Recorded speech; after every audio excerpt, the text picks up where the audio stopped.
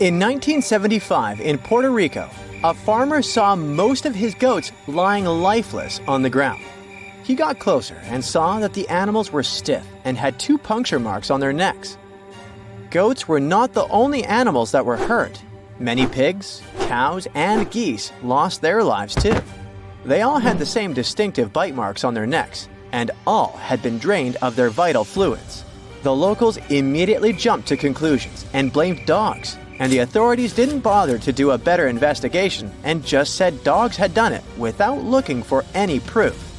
A couple of days later, though, many more animals were found deceased. Among them was a cow that had literally been opened, and it had a lot of scratches on its head. The farmer next door reported that his chickens had been destroyed by something. In just a few weeks, the creature took the lives of 90 farm animals. After some time, another farmer said that 10 of his goats had been drained, 7 had been hurt, and 11 were missing. This time, the authorities didn't waste any time and started the monster hunt, but they had no luck finding the culprit. The incident was all over the local newspaper, and the beast was named the Vampire of Mocha. The incident caught the attention of the Agricultural Commission, and scientist Juan Rivera was tasked to solve this otherworldly mystery. His first suspect was a Puerto Rican boa. This non-venomous snake can grow to be a little over 6 feet. Still, its diet consists of only small prey. It's also very shy of humans and other animals. It avoids bigger creatures at all costs. You're more likely to see fish climbing trees than this boa taking down a whole cow. Near the crime scene, a large cave was discovered, and we all know that weird creatures like living in dark, cold caves. In the cave, they found some crazy-looking bats. As we've seen in movies, bats can turn into vampires, so they must be the culprit.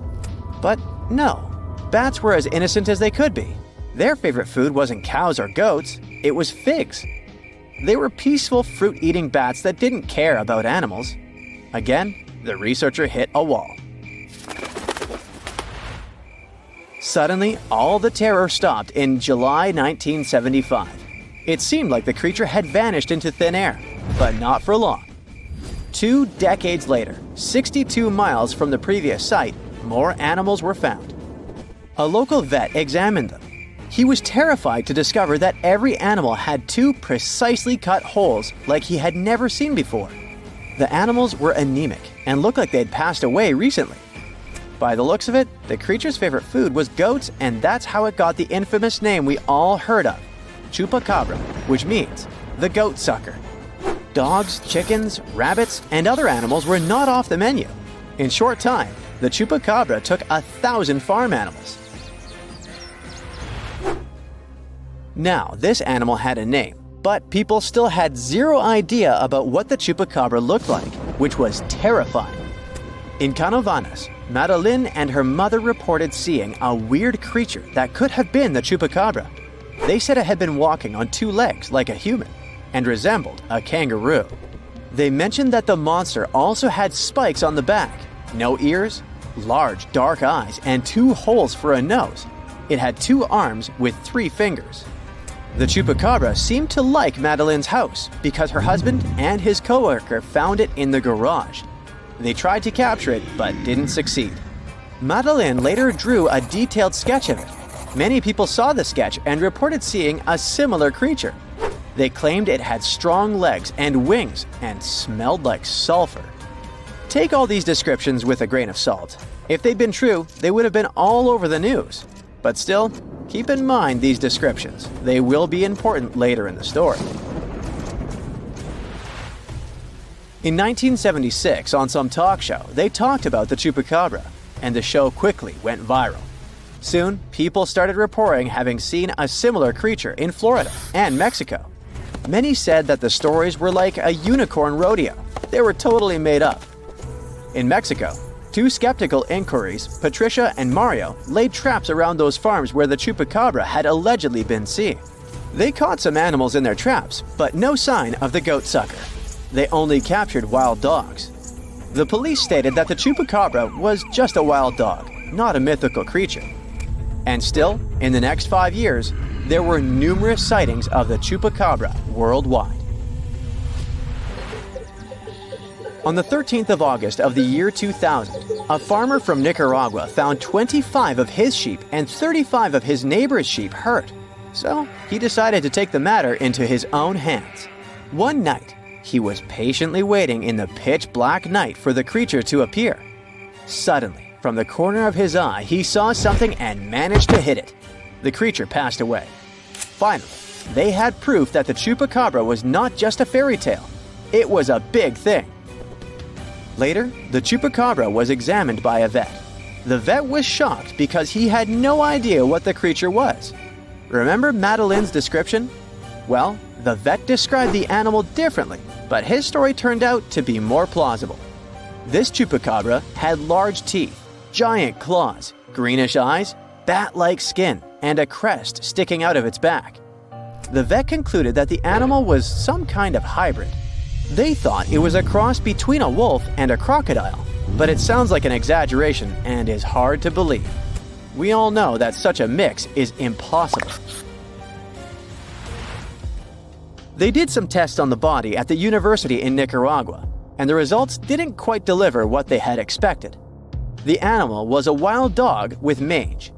Mange is an itchy skin disease that causes dogs to lose their hair. It's also highly contagious. When a dog has mange, their skin becomes scaly and wrinkled. When they returned the body, the farmer noticed it wasn't his Chupacabra. 7 years later, another body was found in Texas. Phyllis Cannon returned to her farm and noticed that some of her chickens had passed away. All seemed to be anemic. Later, she saw coyote-looking creatures that didn't have any hair. More of her animals were harmed, so she had to set up cameras on her farm. But unfortunately, like always, she didn't manage to record anything. Surprisingly, she got a call from a local farmer who had found the Chupacabra hit by a car. Later, another body was found much closer to her farm. She took some pictures of the animal, and soon, those images were all over the internet. Phyllis was curious and sent 5 DNA samples to 5 different universities. The results didn't match any animal in the archives. Researchers had no idea what it was, but it wasn't a dog. Phyllis still has one animal in her freezer and a taxidermied specimen in her house. There are many theories about the Chupacabra. Some claim that the animal is a genetically modified monkey that escaped the lab. Others state that it's some mysterious, otherworldly creature. The most consistent hypothesis is that the Chupacabra is a mix between a Mexican wolf and a coyote with mange. Now, do you remember that Phyllis said that she had sent samples to 5 universities and no match had been found? Well, it turned out she hadn't been telling the truth. At one university, they found that the animal was a mix between a coyote and a Mexican wolf and that it had mange. Animals with mange are weak and will likely try to hunt farm animals to survive. People, when they see something they don't know, tend to exaggerate, which is why all witnesses describe the animal differently. Alrighty folks, gather around and let me tell you about the manananggal, a real charmer of a mythical creature from Filipino folklore.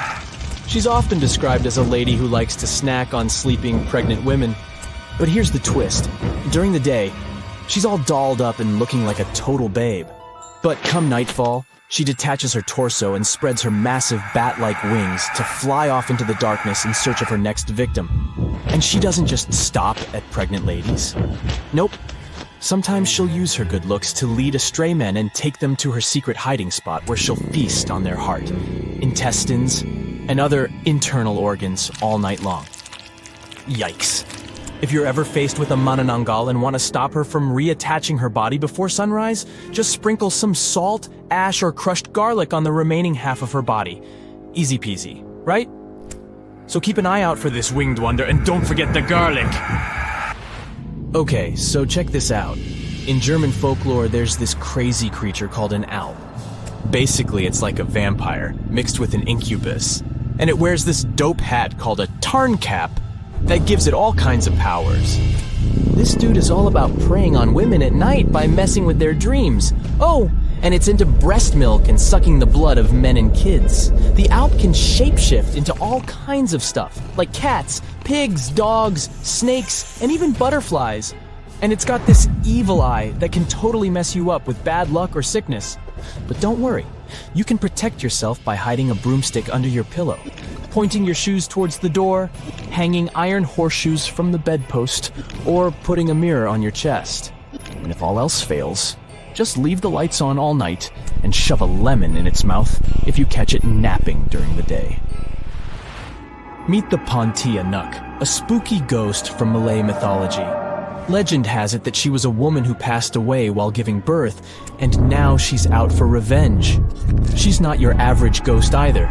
She's got long black hair, sharp fingernails, and a blood-smeared white dress. But watch out, because she's also a master of disguise. She can transform into a beautiful woman to lure in her prey before ripping out their insides. If you're ever out at night and hear the cries of babies or feminine laughter, beware. That could be the Pontia Nuk coming to get you. And if the sounds are quiet, she might be right around the corner. So keep your wits about you, and don't fall for any too-good-to-be-true ladies. Hey, did you know that according to Irish legend, every family has their very own banshee? This banshee lady is supposed to let out a piercing wail or shout when someone in the family is about to kick the bucket. Talk about a not-so-subtle warning, but don't let her eerie cry trick you. This banshee lady is said to be drop-dead gorgeous with long flowing locks and crimson eyes from all her crying. She's also known for wearing a gray shawl over her green threads. Fashionable and spooky? We're into it. Some people even say that this banshee can transform into a sweet-singing young lady who foretells the doom of the family. Yikes. And if that's not enough to give you goosebumps, she's also been spotted hunched over in the woods, crying her eyes out at night. Sounds like a real party animal, doesn't she? So next time you hear a blood-curdling scream in the middle of the night, just remember, it might just be your friendly neighborhood banshee giving you a heads up. Now let me tell you about the Chupacabra. These creatures are like the boogeyman of the Arctic. They live near the ice floes and are known for snatching up kids who get too close to the water. But don't worry, it's just a myth to keep children safe. Now, the appearance of these critters varies from story to story, but they all have some things in common. They've got slimy green skin, long hair, and long fingernails. Their hands are webbed like a fish, and they wear these fancy parkas made out of eider duck feathers. Oh, and watch out for their flippers. One of them can emit a sound that'll paralyze you. But don't fret, you can outsmart them. Some clever Inuit hunters figured out that if they asked the Chupacabra to shapeshift into a seal or whale, they could easily finish it and bring home a tasty catch. Yum! Some stories say that these creatures use kidnapped children to keep their hair looking fabulous. Talk about dedication to hair care. Others say that the kids are just devoured or used to fuel the Chupacabra youth. But here's a wild tale for you. There was once a grandma who couldn't feed her grandson, so she called upon a Chupacabra to take him away. The tribe eventually got back on their feet, and a young couple went to rescue the boy. They found him tethered to seaweed by the Chupacabra, but every time they got close, she'd drag him back underwater. They ended up waiting until sunrise to cut him loose. Yeah, the Chupacabra may be spooky, but they're just looking out for the kiddos. And who knows? Maybe they'll give you some hair care tips if you're lucky enough to meet one. Let me present to you the scariest horse-like monster in all of Scotland, the Nucklavi, or Nuckalavie. This bad boy has a skinless body, a head 10 times bigger than a human's, and a breath so poisonous it can destroy animals and crops. So, it's got wicked powers that can cause chaos all over the islands. But fear not, because there's an old spirit known as the Sea Myther who can control this terrifying beast during the summer months. The Nuckalavie has roots in Norse and Orcadian folklore, and was first documented by the mysterious Joe Ben using some fancy Latin manuscripts back in the 16th century. Ernest Marwick, an Orcadian writer and folklorist, thinks that this evil sea creature is similar to the Norwegian Knock, the Nuggle of the Shetland, and the shape-shifting Kelpie or water Kelpie.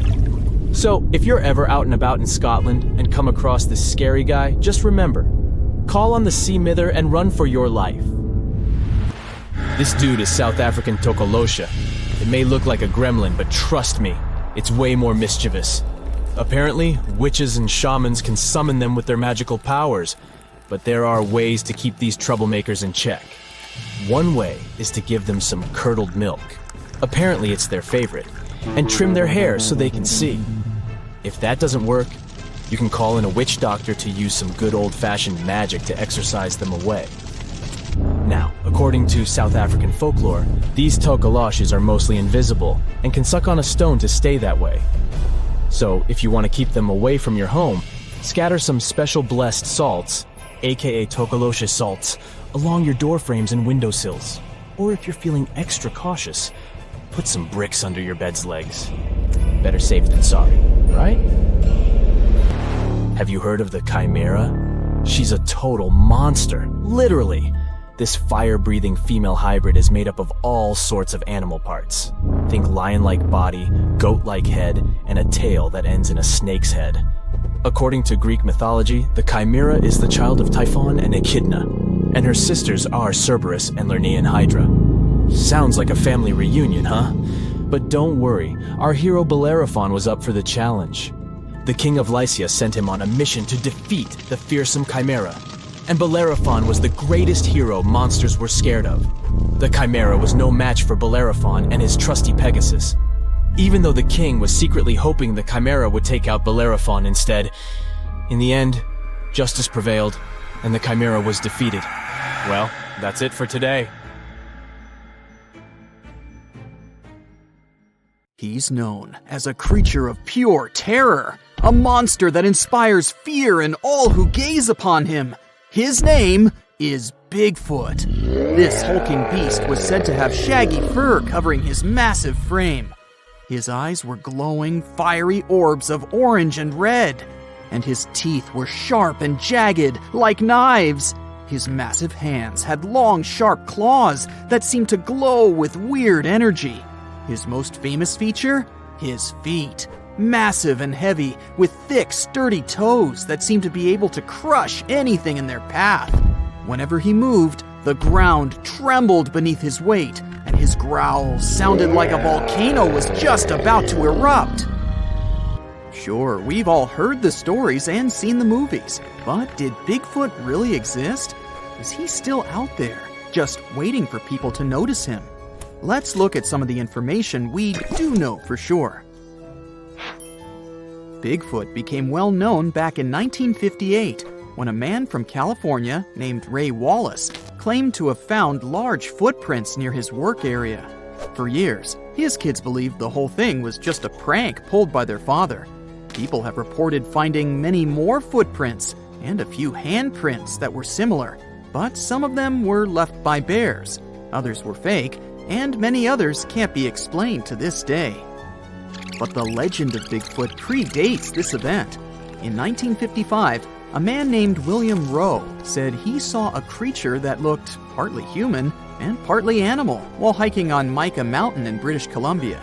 He later signed a document stating that the creature was about 6 feet tall, had brown silver-tipped hair, and had thick arms, broad feet, and breasts.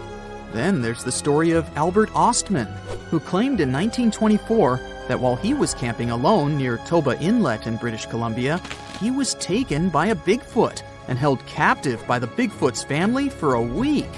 The man eventually escaped when the Bigfoot, father of the family, became sick after eating some of Ostman's belongings. There are no other Bigfoot memorabilia like the 1967 video called the Patterson-Gimlin film. Some people think it shows Bigfoot, but most scientists think it was just a person in a costume. The film is still often used by people who believe in Bigfoot as evidence that it's real. There are even scientists who think the film might not be fake. It's become more believable over time because of new scientific discoveries about how our ancestors walked. This opinion is based on the discovery of Lucy, a 3.2 million year old human ancestor that walked on 2 legs, which proves that our early ancestors were similar to apes and could walk like humans, just like Bigfoot. There's also a video on YouTube of Bigfoot in Provo Canyon, Utah that's very popular. The video shows a big black animal in the trees, possibly eating or looking for food. As the camera zooms in to get a closer look, the creature stands up on two legs like a person. Obviously, the people filming it got extremely frightened and ran away at once. The video was posted in 2012 and has been watched more than 7.6 million times. The people who made the video were not really looking for Bigfoot. They were simply camping and wanted to see some deer. They initially thought that they saw a bear until the huge creature stood up and looked straight at them. They ran to their car and left their tent and stuff behind. Their belongings are most likely still there. Skunk apes are said to be a species of Bigfoot-like creatures that people think live in swamps in the southern United States. In 2013, a video was posted on YouTube showing a potential skunk ape in a swamp in Mississippi. The creature in the video appears to be very strong and has short, broad shoulders, a small head, and long legs. Some believe the video is real, but others think it's a hoax because the camera often moves around quickly or the person filming runs away just when the creature is about to be seen clearly. This makes it hard for skeptics to believe in the existence of Bigfoot, and they've continuously asked for more evidence, like pieces of Bigfoot bones. This is probably the reason why two men claimed that they had found a frozen Bigfoot while hiking in Georgia. But what they had found turned out to be nothing more than a gorilla suit. They didn't back down, though.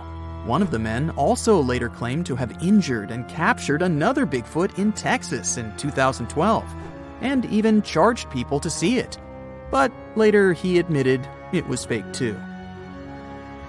In reality, we have no physical evidence that this creature exists or ever existed. Whenever people claim they have proof that Bigfoot exists, scientists usually find that the evidence is actually from well-known animals or humans. For example, in 2014, a group of researchers examined 36 hairs that were believed to belong to Bigfoot. Almost all of the hairs turned out to be from animals, such as cows, raccoons, and deer, as well as from humans. They did find something surprising, though. Two of the hairs were similar to those of an extinct type of polar bear. Scientists concluded that these hairs could have come from a new type of bear, or a mix of different bear species. But they were definitely from a bear, not a primate like Bigfoot. Another possible theory that could explain these Bigfoot sightings is that the noticed creatures are, in fact, chimpanzees, gorillas, or orangutans. This idea is often mentioned in connection to skunk apes because some people believe that the hot and humid climate in the southeastern U.S. could let this species thrive there. Sure, Bigfoot might be entirely made up, but it may not be on purpose. Our brain has a lot to do with it, too. All because of a little thing called pareidolia. This is the tendency to see patterns or familiar objects in random or ambiguous things, such as seeing faces in clouds or animals in inanimate objects. It's a psychological phenomenon that can lead people to perceive things that are not actually there. We might be tricked by our brains into thinking we've seen Bigfoot, because we tend to spot human-like shapes in our environment. This often happens with blurry photos or videos of the supposed Bigfoot. Other people believe that Bigfoot is a type of ape that used to live in Southeast Asia and is now extinct. These people think that Bigfoot may have come to America by a land bridge that used to connect Siberia and Alaska during the last ice age. However, there's no evidence of this ape in America, and we don't know much about how it moved because scientists only have the fossils of its jaw and teeth to study. Some specialists believe this ape might have walked on two legs, but others say it walked on all fours because it was so big. Some scientists believe that Bigfoot could be an extinct species called Paranthropus, which used to have a skull similar to that of a gorilla. It walked on two legs. However, the Paranthropus fossils have only been found in Africa, so there's no reasonable explanation for the Bigfoot sightings in America. Others believe that Bigfoot could be related to the Gigantopithecus, a type of ape that lived millions of years ago. Some people have even suggested that Bigfoot could be the missing link between apes and humans, but this idea is not supported by scientific evidence. There are theories that claim that Bigfoot was actually a Neanderthal. We do know for sure that Neanderthals are extinct, because there are no known living individuals of this species. All evidence suggests that Neanderthals became extinct around 40,000 years ago, and there have been no confirmed sightings or discoveries of Neanderthals since then. Also, no remains of these species have ever been found in the Americas. Thick fog is rising over the ocean as the sun is slowly sinking towards the horizon. It's hard to see further away than a few dozen feet, but that's enough to notice a hulking, skeletal shape in the distance. As your ship approaches the figure, your heart beats faster, and then you make out the details of another vessel, abandoned by the looks of it. Ghost ships do exist, and their mysteries aren't always solved. Take MV Hoita, for example. It was a wooden vessel built in 1931 as a luxury yacht. It had served well to various people over 20 years before it was bought by a Samoan sailor and became a merchant ship. In 1955, though, Hoita's service came to an abrupt and mysterious end. On October 3rd, it set sail for another trading voyage that should have taken no more than 48 hours. Delays happen in the sea, so when Hoita didn't arrive on October 5th as scheduled, there was little worry yet. But then it failed to come on the following day too. There was no distress signal or any other sign of Hoita's presence anywhere between its departure and arrival points. A search and rescue party was dispatched to find the ship, and for 6 days, they were scouting the area of nearly 100,000 square miles. On October 12th, the mission returned to the base empty-handed. Hoita vanished without a trace. It was only a month later that another merchant ship, Tuvalu, noticed the missing vessel far away from its route, drifting in the open sea and listing heavily. The sailors boarded the ship and found that all of its crew and passengers, 25 people total, were missing, along with all the cargo the vessel had been carrying. The radio was tuned to the International Distress Channel, meaning that the crew had been trying to ask for help, but they couldn't reach anyone because the radio cable had been damaged, limiting the range to 2 miles. The lifeboats were missing as well, indicating that people on board must have left the ship. Unfortunately, they seem to have taken the logbook with them, leaving the rescue team clueless as to what had happened. Even today, the mystery of MV Hoita hasn't been solved yet. No one knows where the crew and passengers had gone and what had caused them to leave. SV Carol A. Deering wasn't a ghost ship in the usual sense of the word. There were no sightings of it in the open sea. Instead, it was found on the shore, but the circumstances of it running aground are a puzzle shrouded in mystery. Carol A. Deering was built in 1919 in Maine, and it was a large vessel made for commercial voyages. Unfortunately, despite its large cost of construction, it had only served for a year before its last trip. July 19, 1920. The ship was traveling from Puerto Rico to Rio de Janeiro via Newport News to deliver a cargo of coal. It was almost halfway to the final destination when the captain fell seriously ill, and the crew turned back to drop him and his son off and replace the captain. The voyage went without incident, but when it came to Barbados in December to resupply, there were strange moods among the crew. The first mate didn't seem to be happy with the new captain. No one paid much attention to it back then, when they probably should have. The last sighting of Carol A. Deering at sea was on January 28, 1921, when a lightship noticed it off the coast of North Carolina. There was some commotion on the quarterdeck of the ship, where the crew were normally not allowed. Then, another vessel sighted it, but there was already no one on the decks. On January 31st, the merchant ship was found hard aground in the Diamond Shoals, a site notorious for numerous shipwrecks that had been occupying there for centuries. When the search and rescue party boarded the ship, they found it abandoned, the log and personal belongings of the crew gone, along with the 2 lifeboats. There is still no answer to what happened on board of Carol A. Deering that January, although the most popular version was mutiny. Maybe we'll never find out the truth though. SS Bechimo is perhaps one of the most notable ghost ships in history. This large cargo steamer was built in 1914 in Sweden and plodded its way dutifully over 16 years, trading provisions for pelts with native tribes of Alaska and Canada. But then, on October 1st, 1931, Beichimo got caught in pack ice. At first, it seemed the crew would be able to wait it out and continue on their route because the ship broke free in a couple of days. But in less than a week, it became caught again, this time for good. In another week, a rescue party was sent to fetch 22 of the Beichimo's crew, while another 15 remained behind to wait through the winter if necessary and get the ship back. But a month later, after a powerful blizzard struck their camp, the sailors went out of their shelters only to find the ship gone. Luckily, a few days later, a native hunter told that Beichimo hadn't been lost yet. He'd seen it about 45 miles from where they had been stationed. They managed to track it down, but decided the ship wouldn't survive the winter. So they took the most valuable cargo from its hold and abandoned it. They were wrong though. SS Beichimo did survive that winter, and many more that followed. When the ice broke, it sailed away on its own, drifting listlessly along the shores of Canada and Alaska. There were numerous sightings of the ghost ship, sometimes adrift in the open sea, and at other times stuck in the pack ice again. People attempted to board and salvage it, but weather conditions or lack of equipment always prevented them. SS Beichimo was last sighted by native Alaskans in 1969, 38 years after its abandonment. What became of it later remains unknown. The story of SS Orang Medan is one of the most puzzling and harrowing ghost ship stories of the 20th century.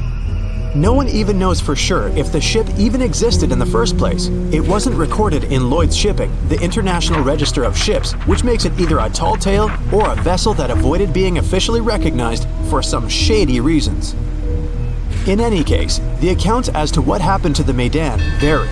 According to most reports, it was carrying some unknown cargo in the Indonesian waters when a distress call was received by another ship in the vicinity. The officer on duty heard an SOS message, but its contents are different depending on the accounts. The message did not repeat, and the crew of Medan didn't answer to any attempts to contact it back. The ship that received the distress call hurried to the rescue, but they only reached the vessel the following day, when it was already drifting and slightly listing.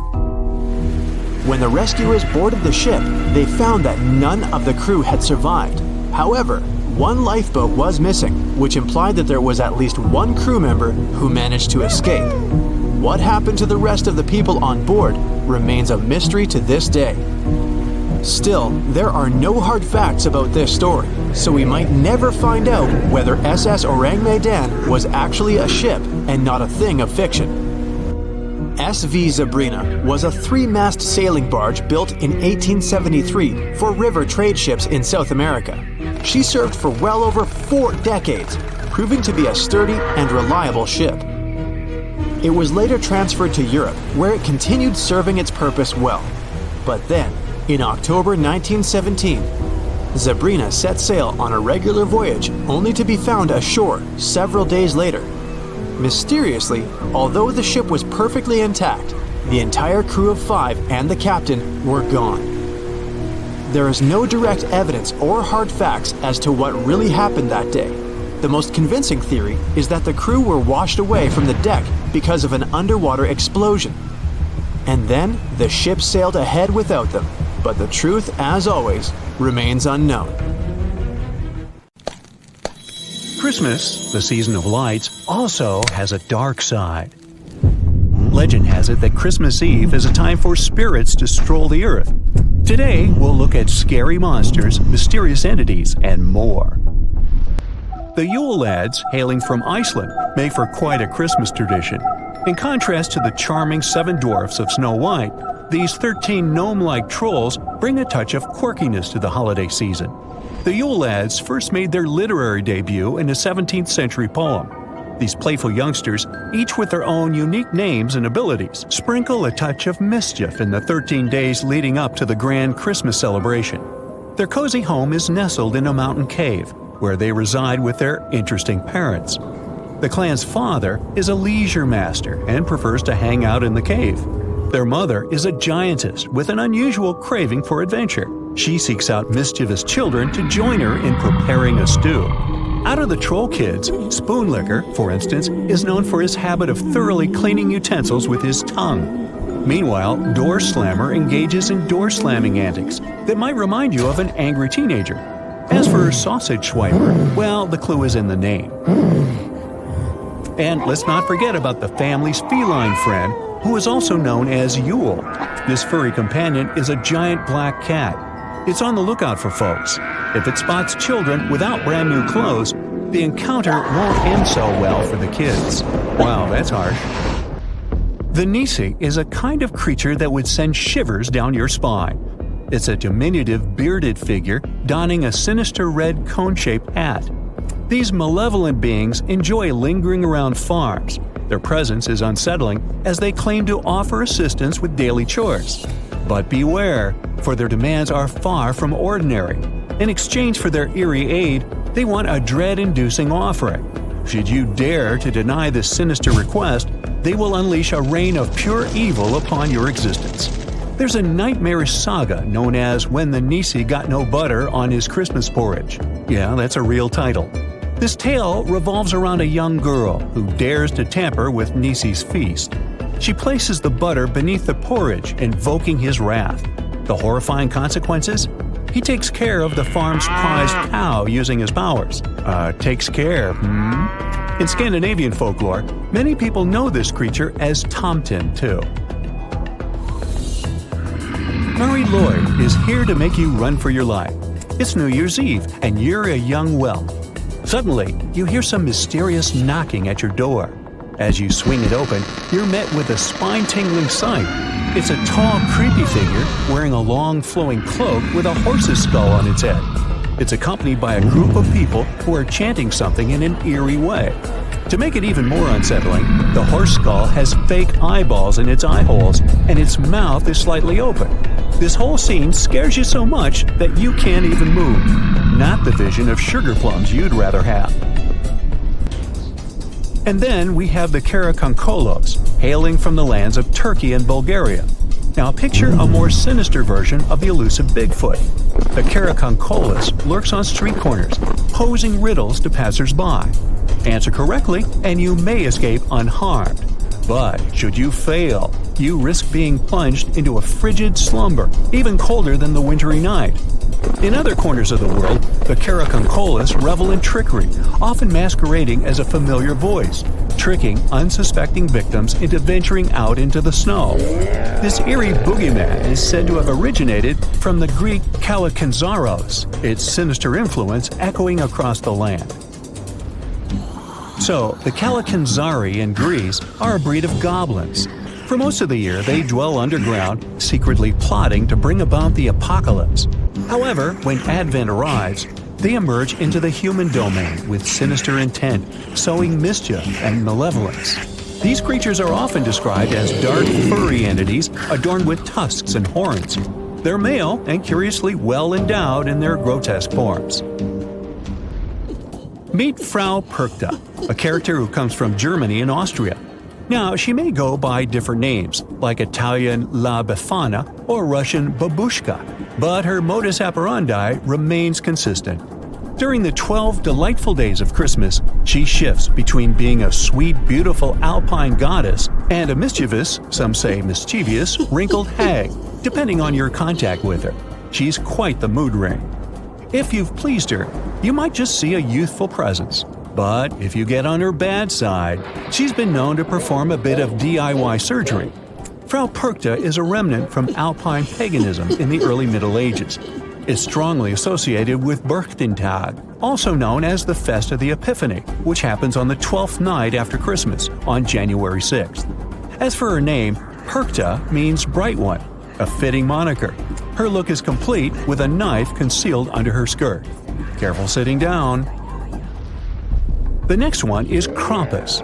His name is rooted in the German term Krampen, which means claw. It's a creature hailing from the eastern Alpine corners of Europe. Legend has it that Krampus takes it upon himself to playfully remind naughty children of the importance of good behavior on the evening of December 5. His methods are imaginative and way above having a chat with little humans. Meanwhile, his kind-hearted partner in holiday cheer, St. Nicholas, rewards well-behaved youngsters the next day during the joyful Feast of St. Nicholas. These traditions trace their roots as far back as the 6th century. Today, many European towns enthusiastically host Krampenslauf, or Krampus runs. People dress up as him at festivals. And for those with a penchant for sending unique holiday greetings, there's the holiday cards option. In an Alsatian legend, there's a story of Hans Trapp.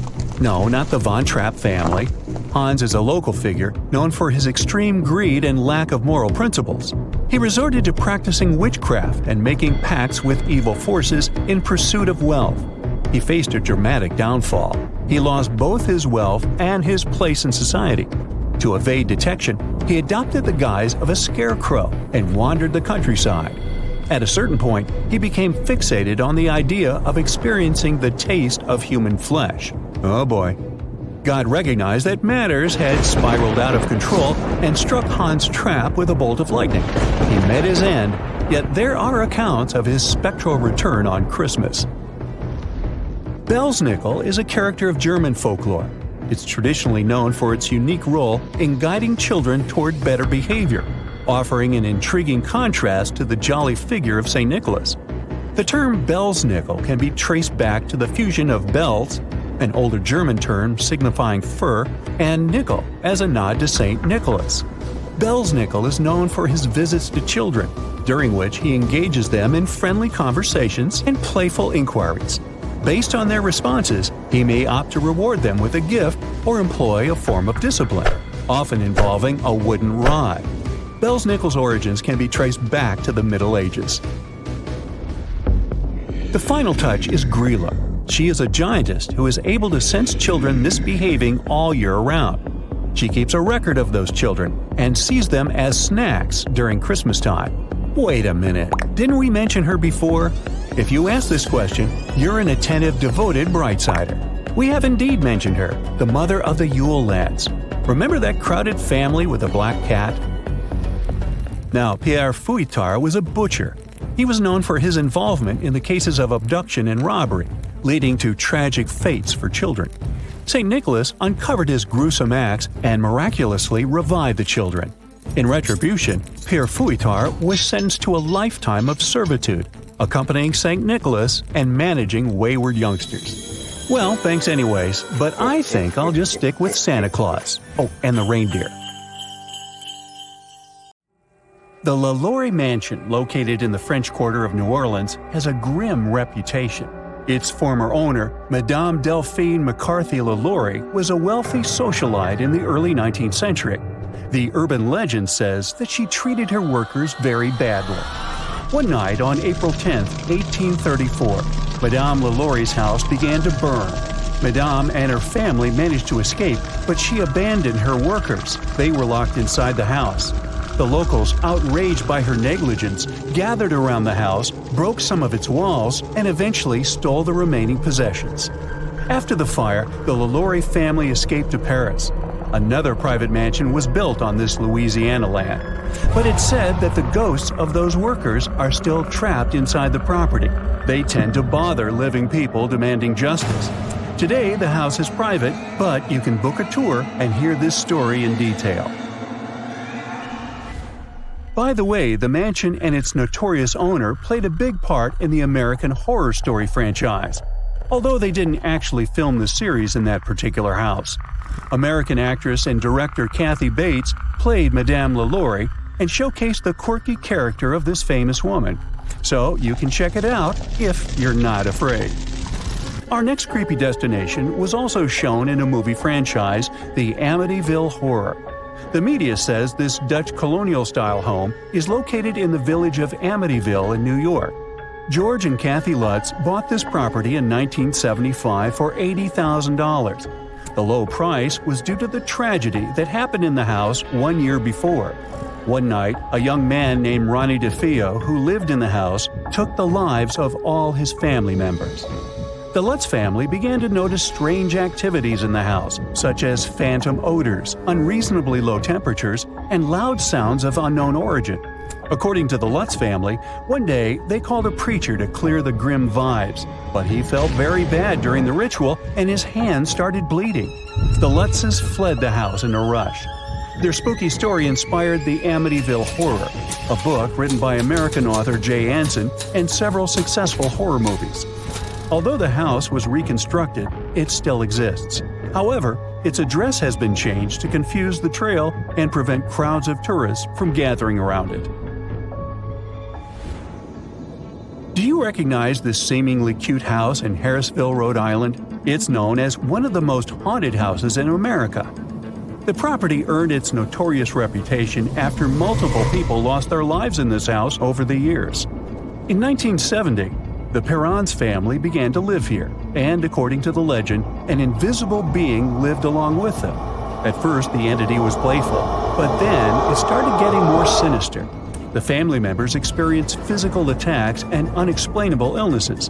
They invited the famous mystery hunters, Ed and Lorraine Warren, to research this case, which later inspired a book and the movie The Conjuring, released in 2013. In 2019, the property was purchased by the Heisens family, who also investigated mysteries. They reported some weird stuff going on in the house too, and eventually developed a successful business on haunted tourism. They sold the property for nearly $1.5 million in 2022. Let's move on to Tennessee. The urban legend tells a creepy story that started in 1804. John Bell and his family moved to this peaceful-looking farm in North Carolina. At first, everything went well, but 13 years later, the family began to experience bone-chilling events. At first, they started seeing weird animal-like shadows around the farm. Soon, these mysterious guests began to whisper and eventually talk out loud. Some mysterious entity began to wake up the family at night with loud noises and attacks. It particularly bothered their young daughter, Betsy Bell. Invisible hands grabbed Betsy by the hair and hit her body.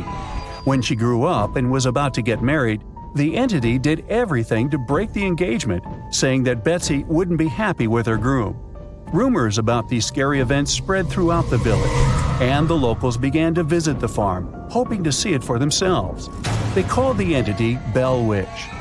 Many years have passed, but the locals still believe that the phantom of the evil witch lives in these places and hides in a cave near the farm. Ohio is one of the most notoriously haunted states in the USA. One of its legendary spots is the Mansfield Reformatory, a former prison that supposedly hosts the country's most creepy entities.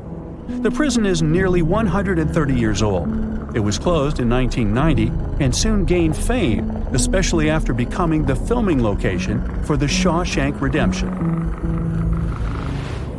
And since we're passing through Ohio, let's take a look at another spooky place. The Chippewa Lake Amusement Park used to attract many guests with its various rides, roller coasters, and iconic Ferris wheel. But in the 1970s, 100 years after opening, the park was forced to close. It happened due to poor maintenance and low attendance. The park has gone through multiple fires, so today it looks like a bunch of creepy ruins overgrown with shrubs and rust.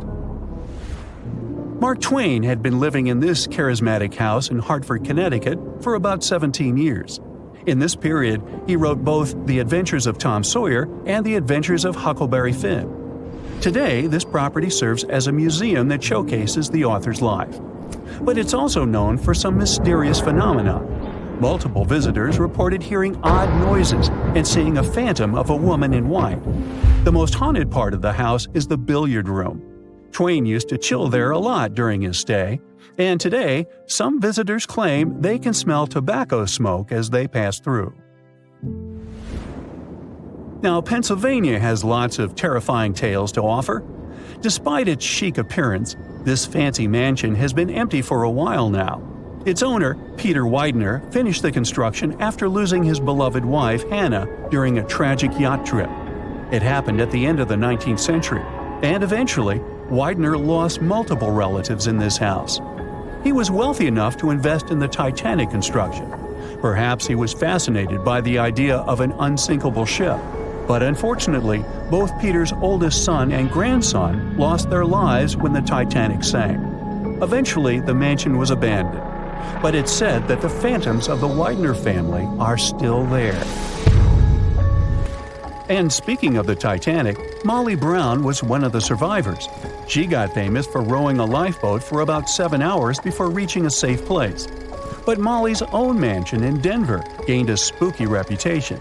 She owned the haunted property together with her husband, who ran a mining business. Over the years, multiple people reported seeing phantoms of cats and human figures running down the staircase of the house.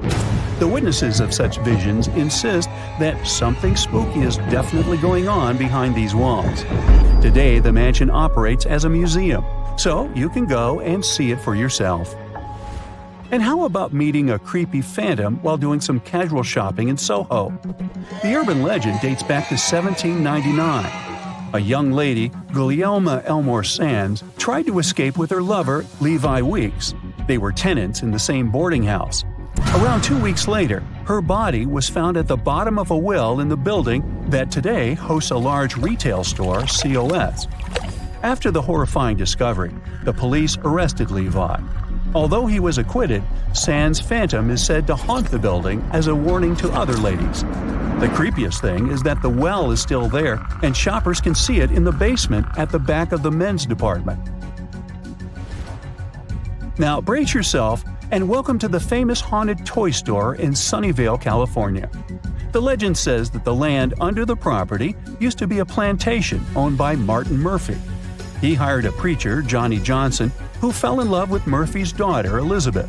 But she got engaged to a lawyer. Johnny's heart was broken, and he lost his life in an accident while chopping wood. Today, Johnny's phantom reportedly wanders around the Toys R Us store, still chasing his beloved Elizabeth. Customers and employees report seeing objects moving on their own, hearing mysterious footsteps, and even Johnny's whispers over the intercom system. Ooh. Now imagine the scene. You arrive at the airport in Hawaii a bit earlier and decide to chill in the waiting area. Suddenly, you notice an anxious blonde lady in a white dress standing at a gate. She's looking out the window on the runway, waiting for someone's arrival. You reach into your bag for some chocolate to comfort her. But it's too late. She vanished into thin air. Congratulations! You just met the lady in waiting, a resident phantom of the Honolulu International Airport.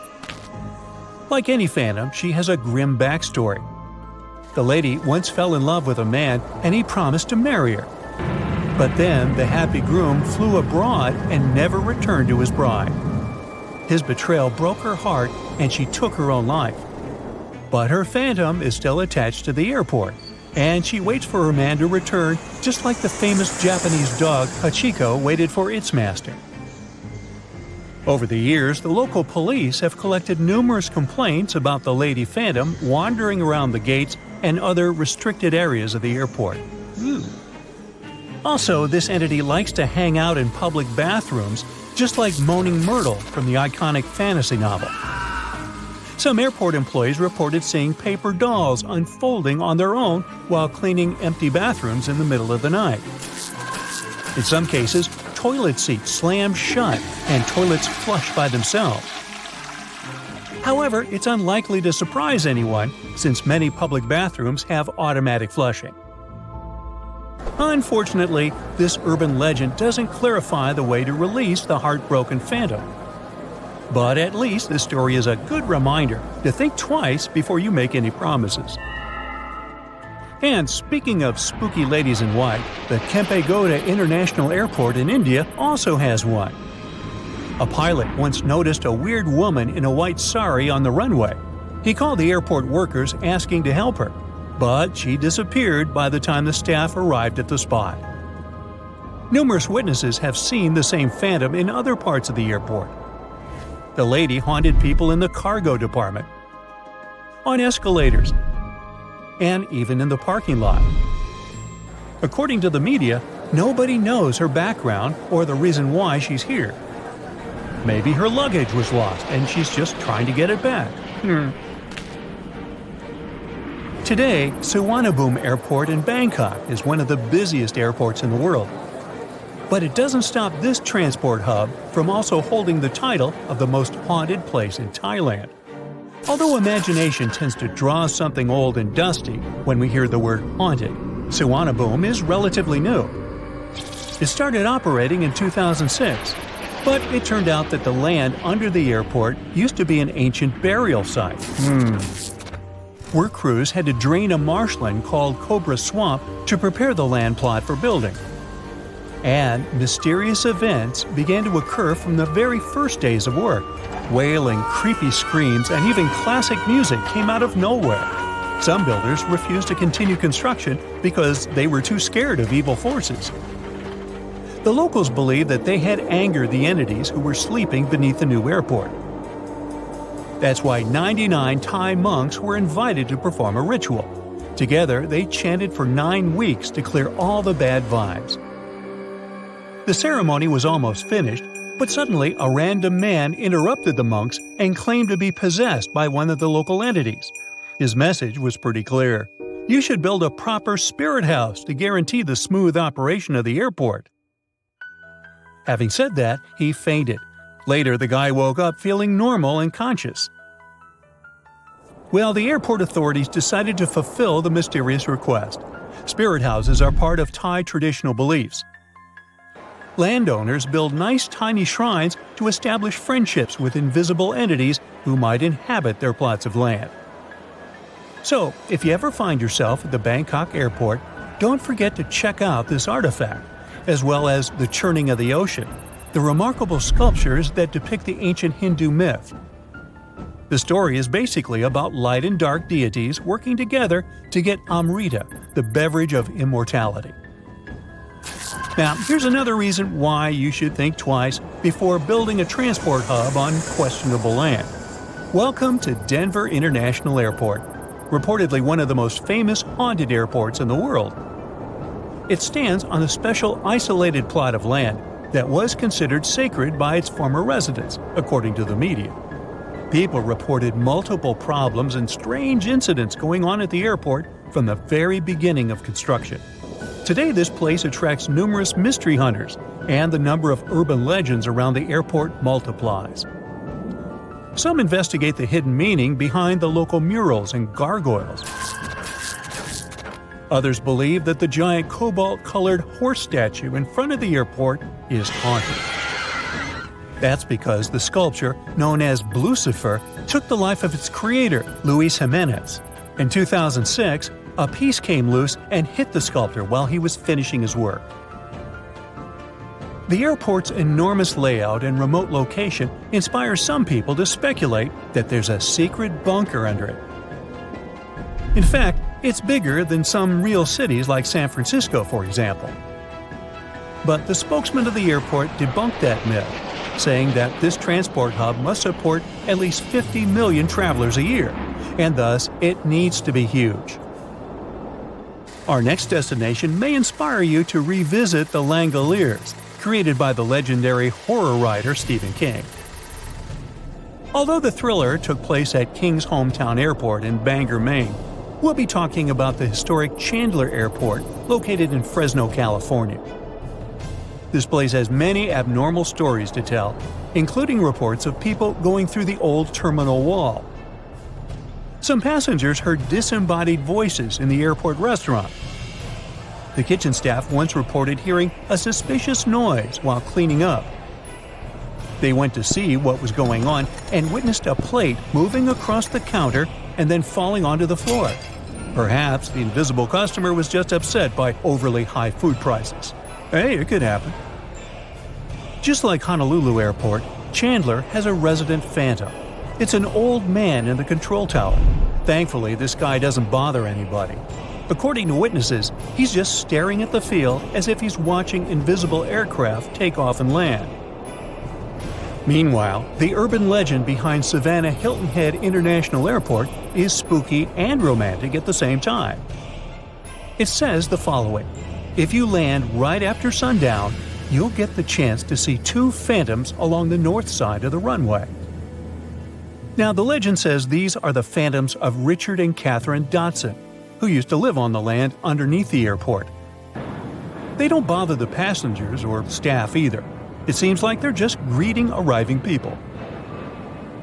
Now, our list can't be complete without the UK's Manchester Airport. This busy place serves around 28 million passengers a year and also hosts a few spooky phantoms. Passengers and staff reported seeing creepy figures and weird phenomena, such as doors slamming on their own. The airport archives from the 1970s revealed that some staff refused to show up at Terminal 3 alone after dark because they were too scared. One night, the local workers saw a figure in a pilot's hat entering a toilet. No flights were scheduled to arrive or depart at that time, so he decided to follow the mysterious gentleman. But the bathroom was empty, and the motion-sensitive lights didn't show any reaction to the stranger. Some people reported meeting face-to-face with a phantom of a pilot in an old-school uniform. He usually wanders around Terminal 3 looking disoriented. But unfortunately, no one knows his backstory for sure. Another spooky resident of the airport is the Night Watchman, a phantom of a security guard from the 1960s. A former airport employee once met this gentleman and tried to talk to him, but the figure simply vanished into thin air, leaving the poor guy in shock. After that, he decided to leave his job for good. I can understand that. There's a heavy snowstorm. The cold penetrates his bones. His legs are almost knee-deep in snow. Experienced hunter Joe LaBelle makes his way through the forest, covering his face from the headwind. Any other person would have already fallen and screamed in despair, but not Joe LaBelle. He can survive in any circumstances and always knows what to do. Right now, he's heading to one of the villages in the far north of Canada. This small settlement is located on Lake Anjikuni. The inhabitants of this village are Inuit, indigenous people of North America. Joe hasn't eaten or drunk for a long time. He needs a good sleep and a hot meal, which he hopes to get from the hospitable Inuits. Through trees and a white haze, he notices the silhouettes of tents. Smoke is coming from some houses. Joe will probably get there in time for lunch. He reaches the village, and at this moment, the wind calms down. The blizzard has ended. The hunter speeds up and goes toward the village, located along the frozen lake. It's strange, but there are no locals anywhere. Probably everyone is just sitting in their houses, waiting out the blizzard. "Hello!" Joe says loudly, but gets no response. Oh, great! Smoke is coming out of this tent. Joe knocks on the wall, but no one opens it. He knocks a few more times and goes inside. The little tent is empty. All things are in their places. There's a piece of cloth with needles and thread on the table. Firewood is smoldering in the fireplace. It seems that people have just left this place. Joe goes into the next tent and sees the same picture. All things are in their places, but there are no people. Joe walks past the tents and sees a pit where a bonfire once burned. There's a rope above it with the meat that the Inuit were cooking hanging on it. For some reason, they didn't eat it. Lake Anjikuni is part of a chain of waterways. Here, the Inuits fished and traded various goods. Usually, there are many people here, but now something has forced them to leave their homes. Why did they leave their things behind? And where did they go? There are no tracks around the village. All the sleds are in place. The Inuits have even left their dogs here, and dogs help them to hunt and ride sleighs. No one will leave warm clothes and dogs here when moving away, especially in severe weather. Joe LaBelle knows all this, so he concludes that something terrible has happened here. His body is shaking, not from the cold, but from fear. After going around the entire settlement, he finds not a single soul. Terrified, he leaves the village, heads for the nearest telegraph pole, and sends a message to the police. After a while, more and more people arrive. The police are trying to find traces of missing people and figure out what has happened, but there's nothing. Near the village, they find an empty grave. During the ceremony, the Inuits placed stones around the burial site. The rocks around the open pit lie untouched, which means it wasn't an animal that dug it up, But who or what needed it? About 30 people lived in the village, and they're all gone. Local residents from neighboring villages can't help, since they have no idea what has happened. The only thing that the police have noticed is unusual blue lights. In this area, the northern lights are a common phenomenon. People living here regularly see a glow in the starry sky. But the police have seen something else: pulsing blue lights. Also, other hunters have witnessed something similar. They say that some strange things were flying in the sky. This all happened in 1930. It's been almost 90 years since the disappearance of the village, and people have created a bunch of theories. The most popular of them is an attack of an extraterrestrial civilization. According to this theory, the blue lights in the sky that the locals and the police saw were spaceships. Some believe that one ominous night, these ships flew to the settlement and took away all the people. In addition to these sci-fi versions, there were also more realistic ones. Internet users have found out that Joe LaBelle didn't have a hunting license. Maybe he wasn't a professional and made it all up. But at that time, many hunters didn't have a license, so Joe's words may be true. But if we try to find out where all this information came from, we'll see that the primary sources were books and some newspaper articles from the 30s. But none of them can confirm that the mysterious story of Lake Anjakuni is true. Perhaps this entire story was made up. Now let's leave the snows of Canada and head for the hot plains of India. In this big country, there's one sinister village where people also disappeared without a trace. This happened in the first half of the 19th century. Still, locals avoid this place even now because they believe that invisible evil forces live there. Let's check and find out what happened to the village of Kuldara. It's located in the district of Rajasthan. To get there, you can use a taxi to get to the nearest village or city. The village is located far from other settlements. It looks deserted. There are only ruins. It looks like archaeologists have recently dug this place out of the ground and left it here. But this is not an ancient city. The village was abandoned more than 200 years ago. But up to that point, this place had been thriving. Kuldara was a large village. Local people were mostly farmers. They sold their agricultural products. And then, one night, everything changed. People abandoned their homes and stuff and ran away from there. No one knows why they did it, and no one knows where they went. Nobody has ever seen the inhabitants of Kuldara again. Apart from tourists, almost no one comes here. The locals are sure that the village is cursed and is the center of paranormal activity. If you ask residents of other nearby towns or read the information on the internet, you'll learn a couple of legends about this place. One popular version says that people left this village because of a lack of water. However, this version doesn't explain why the residents did it overnight and left their things behind. According to another version, the villagers ran away to save the daughter of the Kuldara chief. One local ruler fell in love with her and wanted to marry her. He threatened the locals with grave consequences if the girl rejected him. The ruler gave them 1 day to make a decision. The residents disagreed with such a requirement.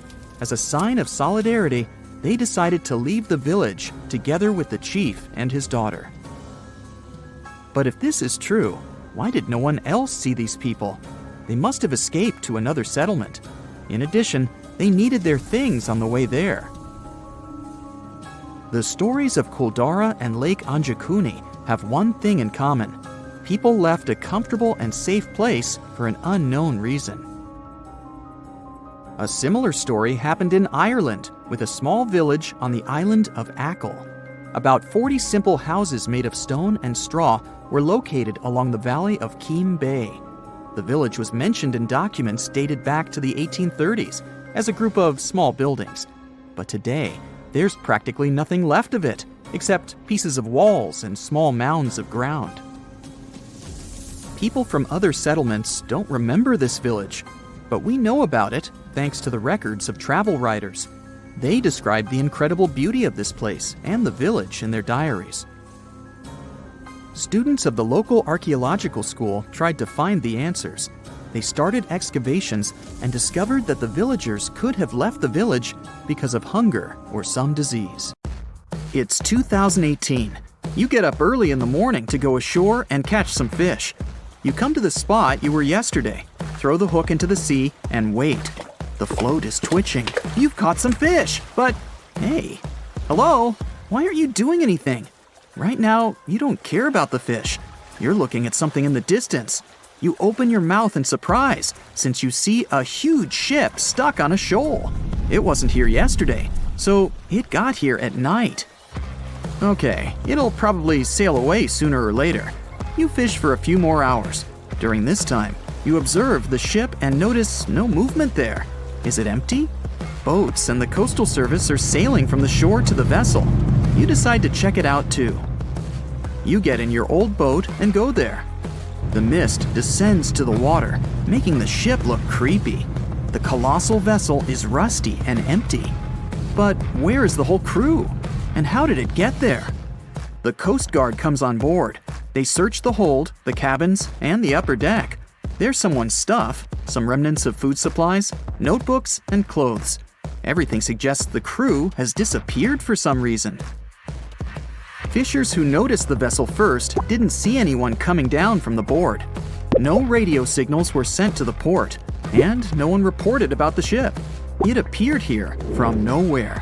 The only chance to get any information is to look at the number and name of the vessel. This is Sam Ratulangi, PB 1600. The Coast Guard checks the information, studies the data of all the country ships, and no way. One company built the boat in 2001 in Indonesia. People used it to transport heavy loads across the seas around Asia. The ship had been properly operating for 8 years. People were delivering industrial goods to different points in the region, but something went wrong. In 2009, Sam Ratulangi was sailing near the coast of Taiwan, and that's it. There were no further records about it. There were no reports in any port.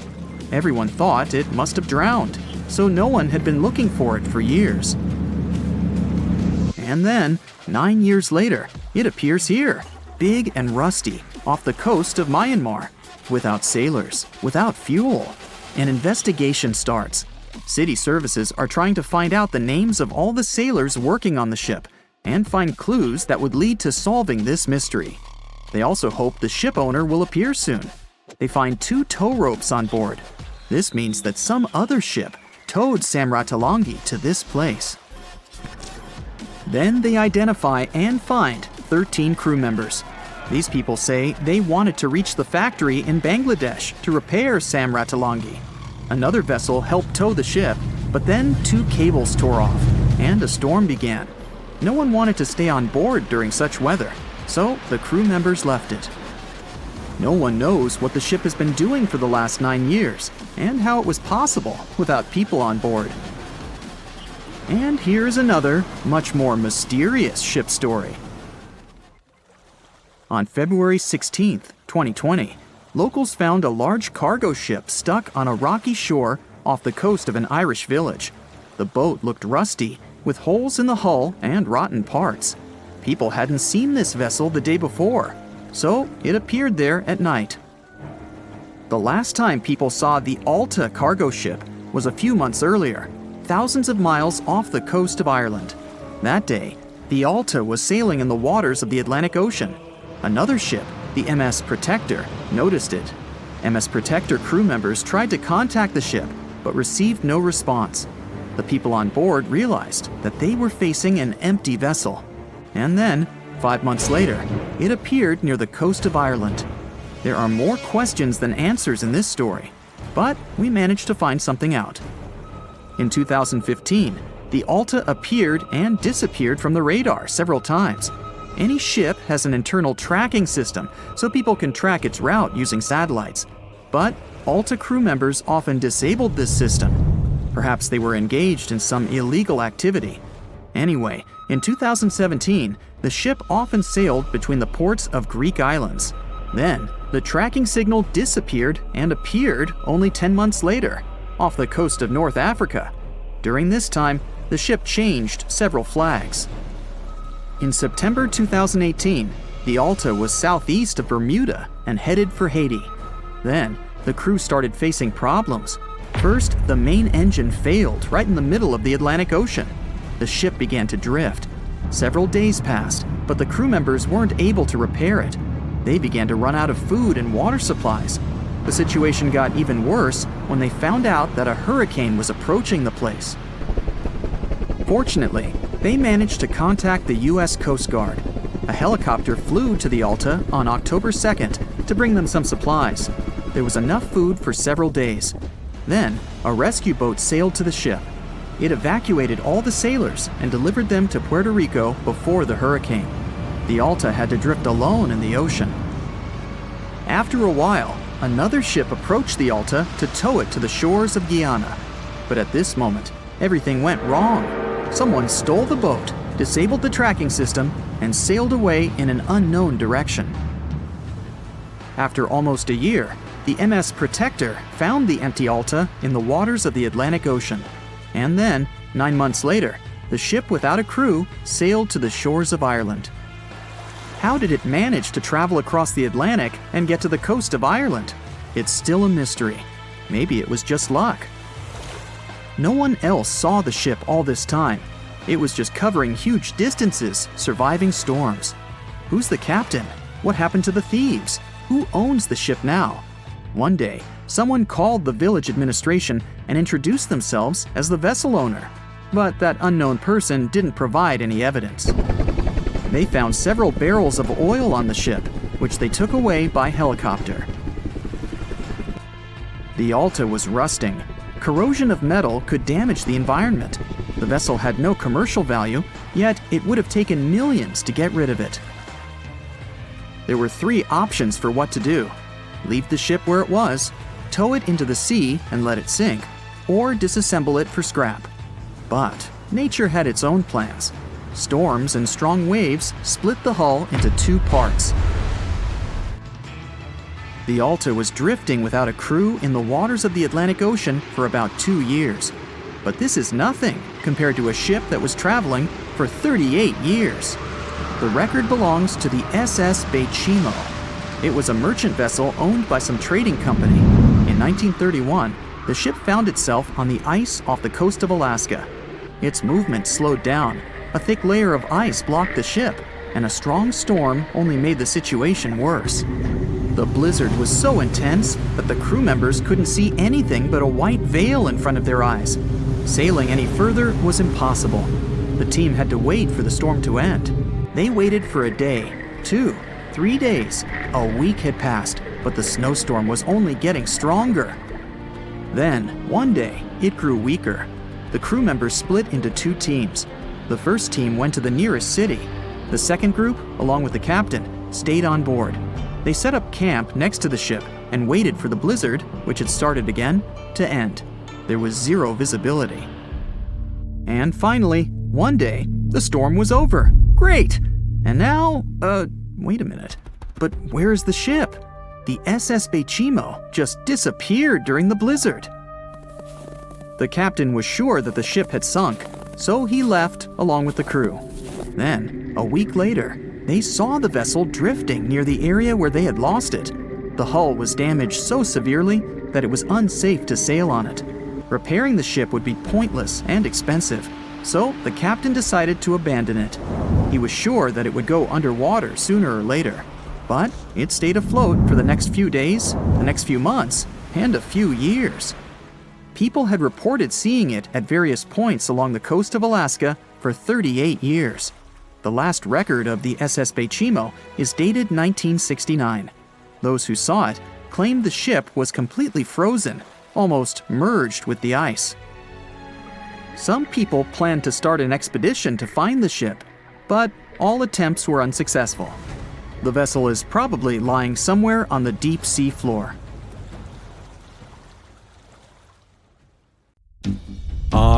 So let's start our journey with one of the most famous and scary vanished villages. It's located in India, the district of Rajasthan. This is Kuldara village. Unlike other abandoned places, this one is difficult to get to because the locals won't want to take you there. People are afraid of this place and try to avoid it. You can't get a taxi and drop off near this spot. The driver will tell you where to go. You won't find any traces of civilization nearby. The village is located in a hot desert area, but when you get close to it, you'll feel an unpleasant chill down your back. You won't find any vegetation because of the heat.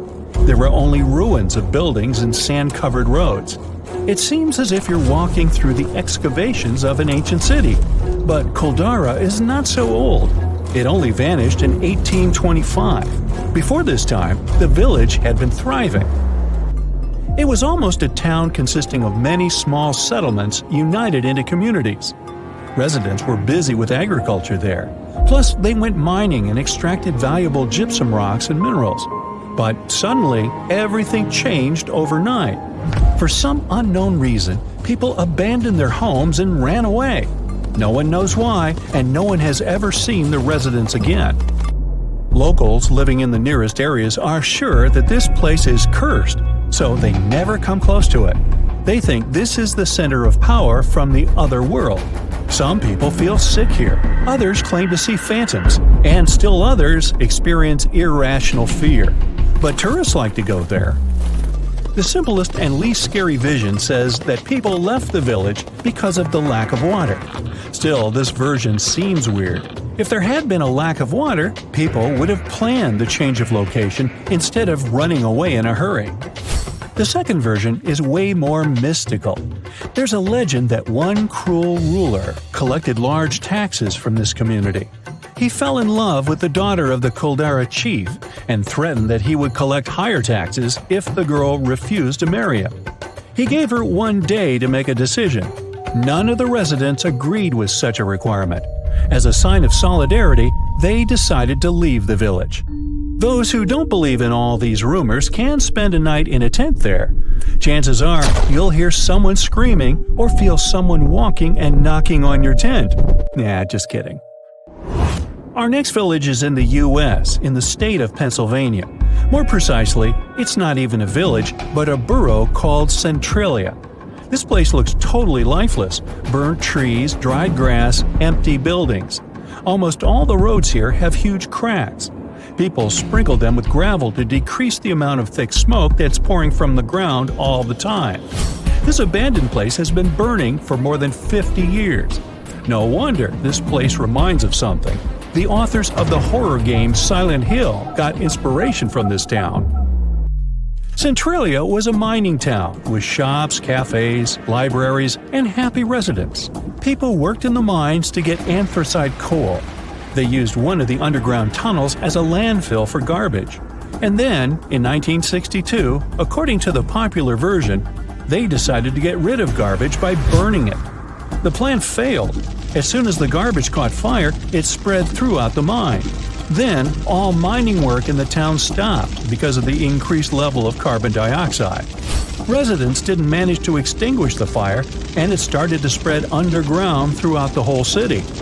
Roads began to heat up. The soil became poisonous. Thick smoke slowly filled the streets. People were evacuated from this place. By 1992, Centralia was completely abandoned. The town looks ominous, and some people believe it's not just because of the fire. They believe not all people managed to evacuate, and their phantoms are still walking through the burning streets, waiting for someone to finally put an end to this eternal fire. Just imagine a prosperous, beautiful village where people do agriculture on fertile land and bake delicious bread. And then, bang! Everything disappears. There were only traces on the ground and a couple of bricks left from beautiful stone houses, mills, and chapels. Huge fertile fields became abandoned, and no one knows why. Well, welcome to the English village of Gainsthorpe in Lincolnshire, or rather what's left of it. From above, you'll see earthen ramparts on a grassy field, the outlines of roads, sunken hollows, and barely distinguishable contours of the walls of houses and barns. If you come here, you may not even notice the traces of the village. It's just an unusual green field. But in the 17th century, life was thriving here. Let's try to solve this mystery. The first mention of this place dates back to 1086. I wasn't around then. Since that time, it was prospering. There were about 19 fertile fields, a chapel, a mill, a bridge, and a manor house where the lords lived. In total, there were about 25 buildings. From the records dating to the 16th century, you can find that quarries appeared in the village. That is, this place not only got wealthy, but also kept pace with progress. Then, by 1616, the village had become completely abandoned. Scientists are still looking for an answer to this question. Some believe that something terrible and mystical happened to the village. One of the main hypotheses explaining what happened is the plague. Another version is that Gainsthorpe still couldn't catch up with progress. In the 17th century, there was a transition from rural to urban life. Industrialization had begun. Many young people left their native villages to search for a better life. Some believe that groups of robbers and thieves settled in the village. They turned Gainsthorpe into their base and eventually plundered it all. The exact reason is still unknown, but the good news is that, theoretically, the village can be returned. Specialists can reconstruct the ruins and recreate agriculture. The hardest part, though, is to find funding. A similar fate befell the small village of Achill Island in Ireland. About 40 simple houses made of clay and straw were located along the valley washed by Keem Bay. And it was just a fantastic place to live. Coast, mountains, crystal clear water, and rich soil. The village was founded in 1838. Now, there are several mounds of ground and small pieces of walls left of it. Locals living in neighboring settlements don't remember this village. Or maybe they know something, but don't want to say anything to anybody. Only travel writers described it in their diaries as a place of serene beauty. Now, many towns nearby still exist, but why did this one disappear? An inexplicable phenomenon that sweeps entire villages off the face of the earth? An unknown, mystical, scary force? If there is nothing fantastic about this village's disappearance, then why don't people build any new houses here? Perhaps they're afraid of something. So, the local archaeological school students decided to find the answer to this question. They started excavating the village in search of clues. They found out that some kind of trouble happened to this place in the middle of the 19th century, but it's not known exactly what. At that time, a terrible period of famine came. Perhaps people simply left their homeland to find food elsewhere. Anyway, work on excavation continues, and the students intend to uncover the truth. In the 20th century, more and more villages became abandoned all over the world. The main reason is the relocation of residents. Young people don't want to live away from the modern world, but older adults can't leave their native place, so they stay there as the last residents, and then, several years later, when they have bought the farm, so to speak, villages get abandoned. Another problem is access to medicine. In some places, people have to drive tens and hundreds of miles to the nearest doctor. But many villages are still thriving. Some towns receive more funding and have developed agricultural businesses. Besides, not everyone likes city life. Often city administrations specifically distribute free land to people in rural areas so that they can build houses there.